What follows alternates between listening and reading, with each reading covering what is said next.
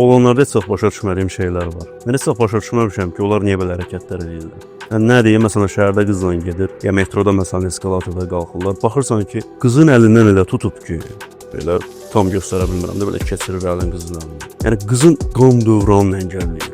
Adam demək istəyir ki, ya qardaşım, niyə belə eləyib? Niyə belə eləyirsən? Qızın özü də demir ki, niyə belə eləyirsən? Çünki özünün də ona ehtiyacı var. Baxırsan ki, ikisi də eyni dünyadadır. Oğlan başa düşmür ki, biraz keçəndən sonra qız ona atacaq və oğlan pis bir vəziyyətə düşəcək və bunun altından qalxa bilməyəcək. Çünki bu zəiflik əlamətidir. Bir qız da biraz keçəndən sonra qadınlıq hisslərinə keçən kimi o zəifliyi başa düşür. Ona görə o şəkildə bir oğlanın yanında istəmir. Oğlan indi bunu başa düşmür. Ya da məsələn baxırsan qatarda gedirlər, başın qoyub qızın çiyninə yat.